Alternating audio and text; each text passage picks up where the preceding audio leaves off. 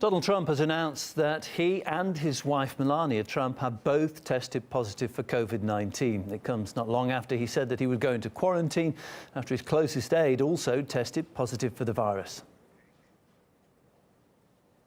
Tonight, First Lady of the U.S. and I tested positive for COVID-19. We will begin our quarantine and recovery process immediately. We will get through this together. I'm joined live on the line now by RT America anchor Scottie Nell Hughes. Good to speak to you, Scottie. At this point, what do we know about the president's condition? Well, good morning. It is about 4 a.m. in Washington, D.C., and most people went to sleep here in the United States thinking it was Hope Hicks, the president's longtime aide and 31-year-old assistant, was the one who tested positive.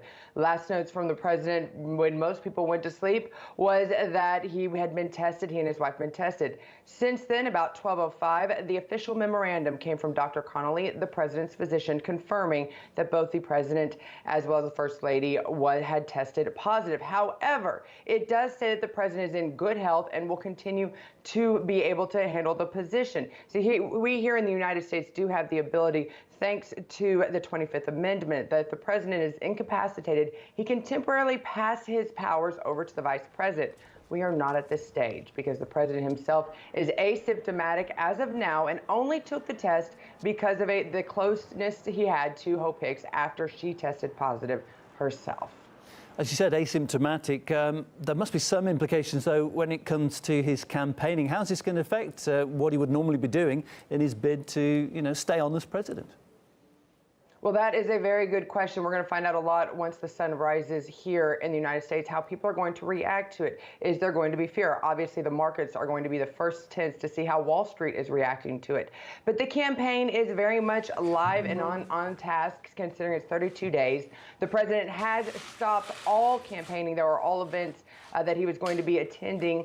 As of now, he cleared his schedule with only one happening at 12:15 today. He's going to host a phone call from the White House on, oddly enough, COVID-19 support to vulnerable seniors, something I think the president knows very much personally right now how to handle.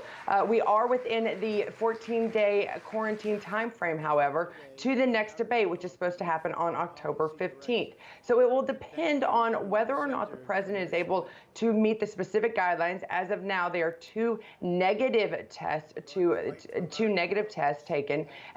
Whether or not the president has this second debate as scheduled on time, I honestly, my personal opinion is I do not think it is going to be very likely. I think they will push it outside the 14-day window, and there will be that third debate that's supposed to be happening in Nashville, Tennessee on October 22nd as well.